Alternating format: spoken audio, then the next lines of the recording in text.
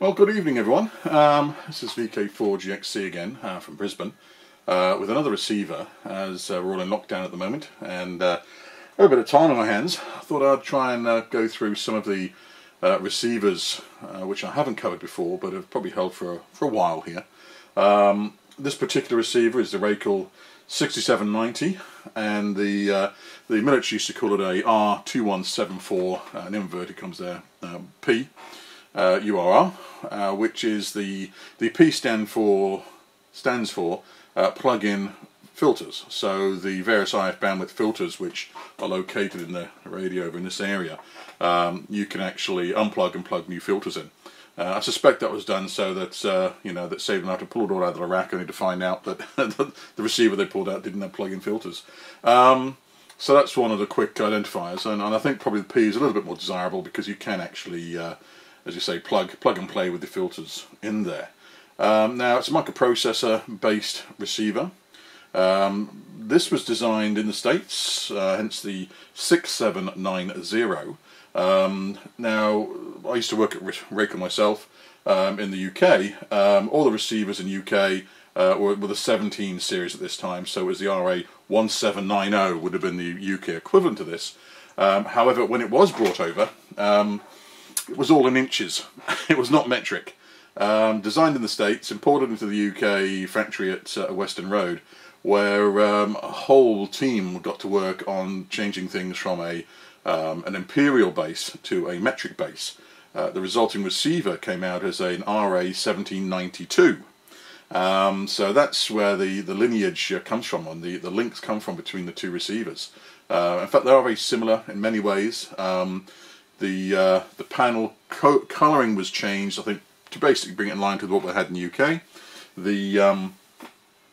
These particular tactile switches, these membrane switches, I don't mind them actually. I think they're quite good. Were replaced by keycaps and key switches, which I'll be honest, in the early days were a complete disaster. The early prototype units I saw and worked on, the keycaps were all higgledy-piggledy, was an English expression, higgledy-piggledy, and never lined up and looked awful. I think they had a couple of goes at it so they would ultimately become nicely lined up and didn't rotate in their slots. But a similar sort of situation arrives. A slight rejig of the front panel, but fundamentally the PCB layouts and the fundamental look inside is very similar, even down to the code boards down on the right hand side. Not sure whether you'd get a code board from one to work in the other, but it's something I've not really experimented with. Now, it was, I believe in the US, designed to take over from something like the old General Dynamics 1051, which was the Navy stock receiver in the 70s and late 60s, and into the 80s, whereby this was a set and forget, many of one radios for the communications net for the US Navy. I think it came together so well, it was so useful, and I think the cost was quite cheap, relatively, that it was a goer. The receiver I posted just yesterday was the Watkins Johnson, which again is a 3U high receiver, but it's a very different beast. This has quite significant phase noise as far as I'm concerned. You can hear that before you've even got any static coming up in the background, and it is noticeable. It's always there. I seem to recall some mods around about it, but I've kept this stock. I've never wanted to change it. So let's get on to talk about this particular receiver a bit more detail. There are two tactile switch or membrane switches each side of the receiver. One which is relating to the frequency content, the other is to the modes. There are two LCD displays. The central frequency display here is still in good condition on this receiver, and yet the what do you call it, the mode AGC signal strength meter layout is just starting to bleed now, which is a bit disappointing. There's a lot of issues with these bleeding over the ages. I guess they fundamentally delaminate and they start bleeding at the edges, but I think all the replacements were thrown out many years ago. Now, very clean front panel. That's one thing I will say about it. It's a very neat looking receiver. It has a certain solidity about it. It's fairly recessed. This one I refitted LEDs where there were bulbs used to be on the front there. This had all the bulbs blown, which is very common. And it gives some illumination, although I think it needs to be diffused a little bit more. A very common, what can I put this? When purchasing these, a very common thing to look forward to is to see whether this fault light is on or off. Often indicating that there's something wrong with the synth, or a power supply rails down to the synth. And a very common fault, a very common condition that you find these in. And in fact, this was actually on the bench before the Watkins Johnson with exactly the same problem with the Watkins Johnson, a short circuit tantalum capacitor. Well, I'll try to speed things up a bit. So, frequency, mode selection, only two other adjustable configurations on the front, RF gain and AF gain. There are some recessed trim sets here for your independent sideband and your main line level out. Other than that, you've got an on-off switch, and that is it. Very clean. I like the look of it, I like the feel of it, but the performance is adequate. It's adequate. It's not a it's not going to pull much out of the noise. I mean, your 390s, possibly even the SB600s, or even the RACAL 17s are far better on pure signal to noise ratio than this particular receiver. Not that said, I'll turn up some volume, and we'll see where we are tonight. This is Brisbane. It's again early evening, so a little bit of HF coming through, but most of it's moving to the MF at this time of night. So this is WWV. On the mode selections, we've got AM, CW, upper and lower sideband, which is what you expect. There is FM as well on this, as was on the WJ. The bandwidths are selected by depressing the bandwidth number. You really don't know what's fitted until it comes up in the display. But you go 0.4 in this case, 1.5, 3.4, 8.4, and finally 20 kilohertz, which I think is actually at the top. That's a base analog filter they have in there. The AGC is also on this panel, and it's the short, medium, long, and you can put it into a manual mode if you want. And additionally, we've got the ability to go between the audio output and the the RF and the audio output. So there's the AF output there. There's the RF. So it's 40 dB above 1 microvolt. Upper sideband, lower sideband for independent. It's not fitted to this, so it's not functional. Over on the right hand side, we have the main tuning, which is fair. I mean, it's a sorry, let me just turn this on now. Which is okay. It's not got much of a flywheel feed to it. I fiddled with that a bit when I first bought the receiver to try and get a nice and smooth feel to it. It is smooth, but it really is just a nylon bearing with a spin wheel on the back for the optocouplers to pick up on. But it's fair. It's okay. The speed of which you tune is set by a tuning rate, so you can go, fairly slow. Call that one slow, to be honest, and then you go up to pretty much fast, and that tunes through the bands. The other way of tuning is entering the frequency, and you can do that by direct entry. So if we were to go back to WWV, enter 100000, and you just keep zeros until it's all there, and we're back at WWV, just back here. I'll take it down to just back here, the bell there. 3 kilohertz. It gets a bit tight for it. So there's the fundamental operation of the receiver. I've currently just got the phones out to an outband of an off-board audio amplifier. The IF gain, I was looking yesterday, the IF gain is actually controlled even with AGC on, so you can actually ride it a little bit, which can be useful on some of the bands. And some of the signal conditions. So we've looked at 10 megs. Let's just see if there's anything on 40. I'll go through exactly what I did last night. So we'll enter it. So it's 071. So into that band. We'll go lower sideband. It automatically selects the single sideband filter. We've got AGC. We'll leave it on medium, and we'll just have a bit of a tune around.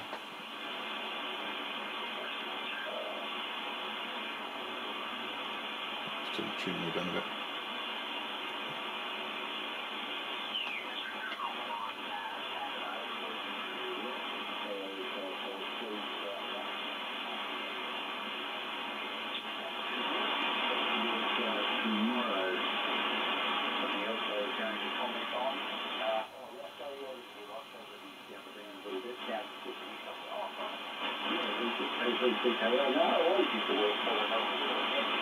A bit weak, but this is the 40 metre side of it.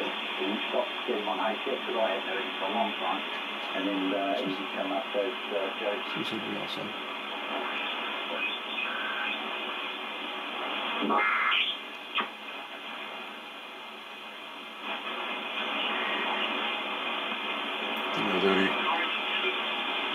I was chasing kangaroos with a camera, so that's about the highlight of the whole. A bit livelier than us for the evening, but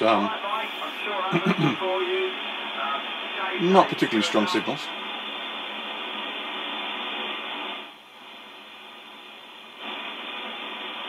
It's two-step AGC on these receivers, which is very characteristic of a lot of RACAL receivers. You have a fast attack, a slower release for about a second or two, and then it just drops off immediately. Thanks to you, Robert, and not even a whisper from Mike at this stage, so things aren't too good on that front. Bear in mind, the solid-state predecessors to these would have been the 1770 or the 6772, it was to be called in US receivers, which were the LED readout, very heavy spindle, much different feel, non-microprocessor set, and this would have brought it really into the 80s. It complies with a lot of radio parameters and specifications at that time and features, so I might just turn it down a bit. What else can I add to this receiver? It did have a pre-selector, not a pre-selector, pre-amplifier available for it, which some have been fitted, some haven't, and they sit at the back on the rear interface at the back. And my understanding is, and I haven't tried it with this, although I did give it some consideration, because I don't think it's a particularly good signal-to-noise receiver.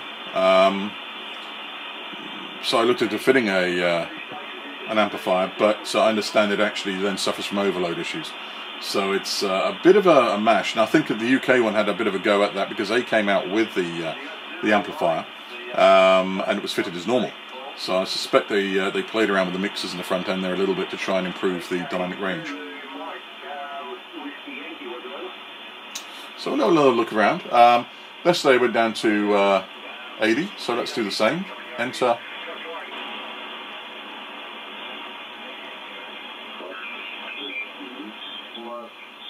Three or four pages I'd like you to read that I found today. I don't think it's going to affect anything, but it just gives you a bit more clarification. Yeah, we'll catch on the regular route. Thanks, Tony. BK2, Victor Fox, BK Alpha Fox. See what else is on there. Yeah, thanks. So it's quite clear this evening. Yeah, Roger, I'll scan it to you. How's that? Okay, I'll so a bit of a tune on the band as well.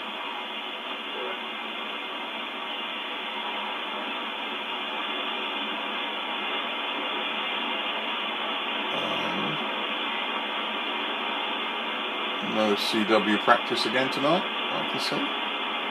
Oh, there it is. There is. So this will give us a chance to check out the CW filters. It's actually transmitting on 36990. We have a BFO offset of 0.8 keyed in, and if we drop the bandwidths down to something smaller,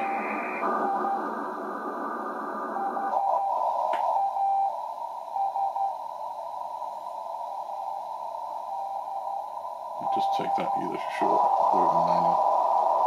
See if we can.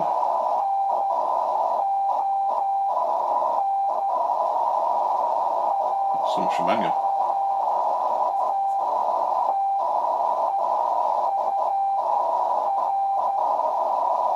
Why is that not happening? It goes down. Or not.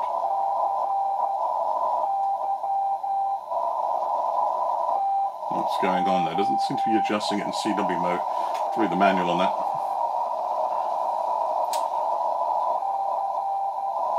But it does give the impression that with the 0.400 Hz, 400 Hz filter, it's pretty good. There's 1.5. Might be a little bit more legible at that power level. And you can change the BFO setting and make it 0.9 or 0.7 as to what your preference is. 0.7 might be nicer.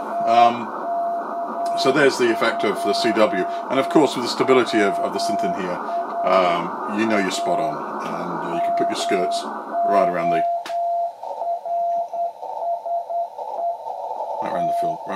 signal.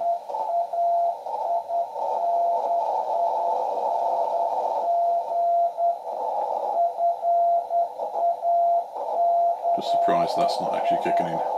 Alright, I think that might well be what I can show on this at the moment. There's one other thing I can show is the performance on the higher broadcast frequencies. Let's just turn that down a bit. We'll try going to the same frequency with Radio New Zealand. So enter 05945.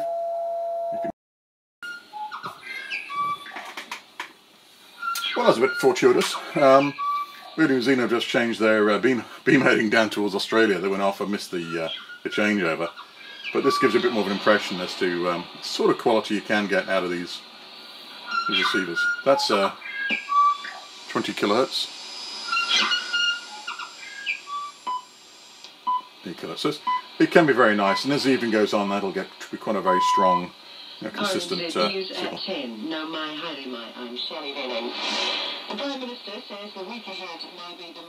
So I've swapped over the antenna, so it's actually my antenna this is. It's not as strong at this end of the band, it's not too bad at the medium wave frequencies. So let's just drop down to some Australian local broadcasters. And we've got nothing. Sorry, try again. 0, 0. There we go. It's understood the government wants to guarantee key. So obviously this is a local radio station. It's Radio National. And if you go up to it's particularly important to ensure returning. Very nice recovered audio. It's one thing I will say about the RACAL receivers. They always seem to have very nice recovered audio. Okay, I've just retuned to 697, which is just up. I tried going down the bands. This receiver is actually inhibited below 500 kilohertz, although I have actually had it running below that before. So there is a glitch there that sometimes works in your favour. Not really an awful lot to show. Again, this is AM. This is on 8 kilohertz. Something more like stylish, energy efficient, low maintenance and safe. Bricks have always been the so you can find some music. Restrictions with growing the economy and people's News time. A path of destruction and a man's being charged with robbery.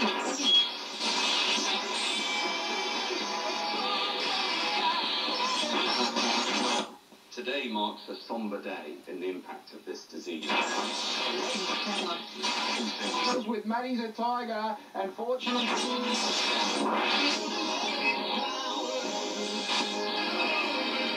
Okay. One last test frequency I tend to use is a low frequency maritime weather forecast.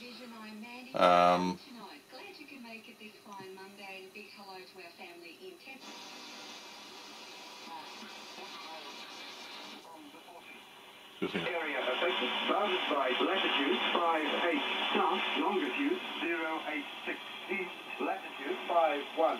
south, longitude 108 east, latitude. So this is coming out of what they call VMC Charleston, and it's a marine broadcast which comes up at set periodical times. It's broadcasted this time of night on this particular frequency and a 4 meg frequency as well. Latitude 49 south, longitude 085 east, latitude 58 south, longitude 086 east. Just while we're on a roll, let's just see if we can also get the aeronautics. 3240 knots, west of Charles Henry, northwest quarter, 3240. This is it catches me every time.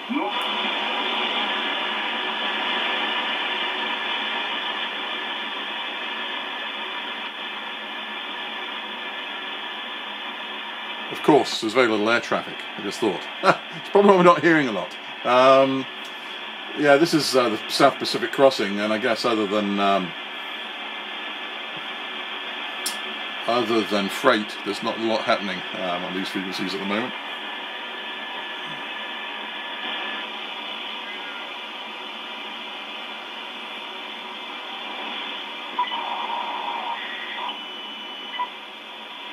No.